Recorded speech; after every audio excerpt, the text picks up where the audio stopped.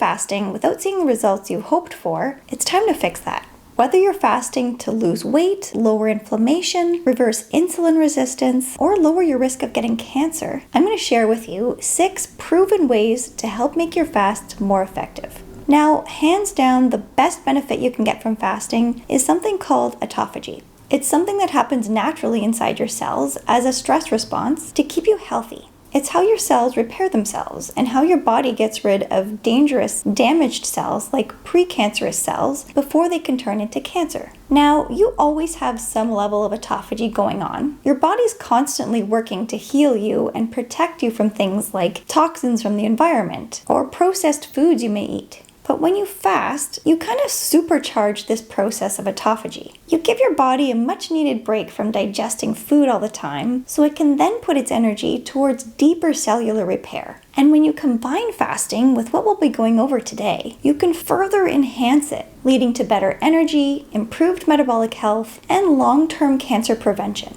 So let's get right into these 6 powerful ways to make fasting more effective for you. Number 1, try not to overeat when you break your fast. Easier said than done, I know, but what you break your fast with can actually make or break the benefits you get from it. You see, after a fast, your body is extra sensitive to insulin. So if you break your fast by overeating, especially highly processed foods or something high in carbs, you'll spike your blood sugar and insulin levels. And this not only kicks you out of the fat-burning state you've entered, but it also slows down the autophagy that you worked so hard to ramp up. It's like when you clean your whole house and then throw a party for 30 people. So instead, try to break your fast slowly. Start with something light and nutrient-dense, like maybe a small salad, some bone broth, or a handful of nuts, before moving on to your main meal. Then, fuel your body with good food. Have some lean protein and healthy fats. This will help to keep your blood sugar steady throughout the rest of the day and keep you feeling full for longer. Low-carb veggies are another great option. They're packed with fiber, antioxidants, and polyphenols that further support cellular repair and keep inflammation levels low.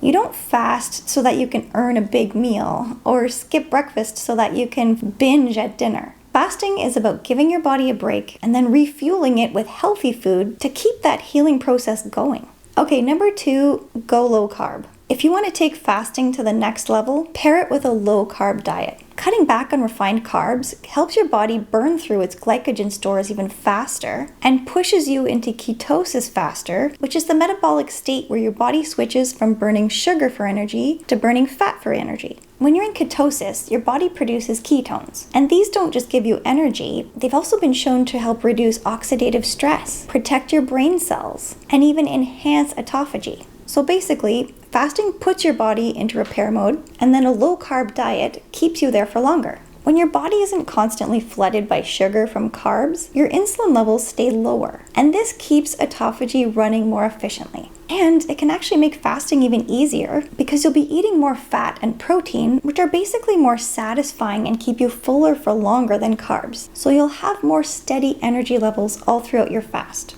Now you may be wondering, should I just follow the keto diet? You don't have to go full-on strict keto. Even a moderately low-carb diet, like cutting out refined carbs like white bread or white pasta, is still very beneficial. Instead, try to focus on eating more veggies and protein and whole fats like avocado and olive oil and nuts. And this actually leads us to number 3, which is one of the simplest ways you can take autophagy to the next level. Fill your plate with foods that are high in polyphenols and antioxidants. These will further help with cellular repair. They neutralize free radicals in your body, they lower inflammation, and they even send signals to your body to start doing autophagy. So what should you be eating? Number 1, berries, all types. They're high in anthocyanins and fiber, and they're arguably the top cancer-fighting food on the planet. Number 2, dark leafy greens like spinach, kale, or arugula. These have a potent mix of vitamins, minerals, and polyphenols that can keep inflammation in check. Also, green tea or matcha, they contain EGCG to also support autophagy and protect your cells from damage. Number 4, extra virgin olive oil, a healthy fat which again helps to lower inflammation. Number 5, dark chocolate, at least 70% or more. It's a great source of flavonoids.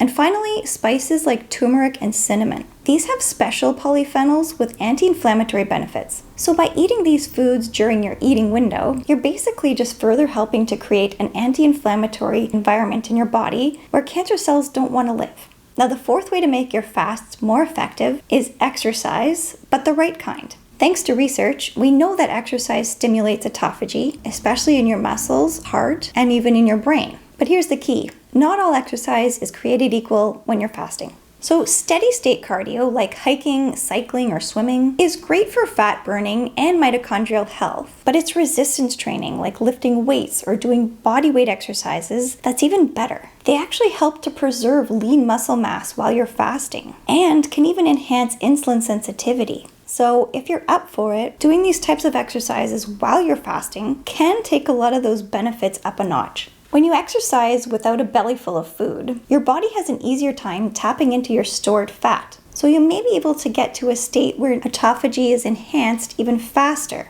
But with that being said, fasting is already a mild stressor on your body, so adding an intense workout on top of that is sometimes too much for people, especially if you're new to fasting or if you're doing a longer fast. But really, just listen to your body. If you feel dizzy, overly tired, or weak, scale it back. Even simpler exercises like walking or yoga can still keep your blood flowing and support your metabolism while you're fasting.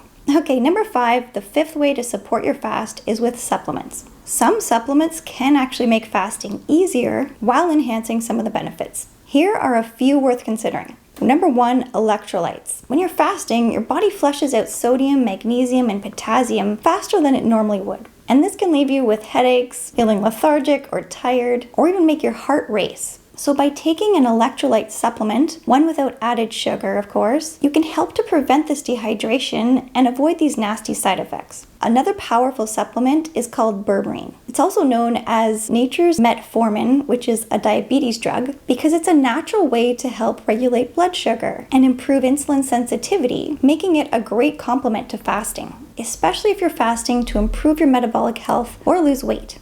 And then there's resveratrol and curcumin. These are two antioxidant powerhouses. Resveratrol is found in grapes and is linked to longevity and cellular repair, while curcumin from turmeric has potent anti-inflammatory effects. So taken together, they can further help to create an environment where your cells can thrive during fasting. As always, check with your doctor before taking any new supplement, but especially if you're on medication or managing health conditions, because some natural supplements do actually interact with some prescriptions, and they can significantly affect your blood sugar levels. And these supplements obviously aren't miracle cures, but they can give your body an extra nudge in the right direction while you're fasting.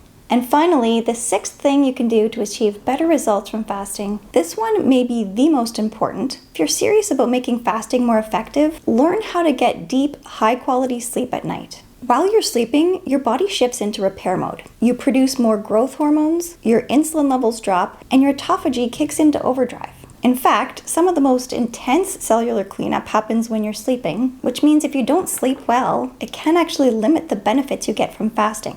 So how do you get deep, high-quality sleep? First and foremost, aim for at least 7 to 9 hours a night. Keep your bedroom dark and cool and quiet because this really helps you slip into the deeper stages of sleep. Also, try not to eat or drink anything, especially alcohol, right before bed, and ditch your screens at least an hour beforehand. The blue light from your phone or TV messes with your natural melatonin production, which is a sleep hormone that helps to keep you asleep all night.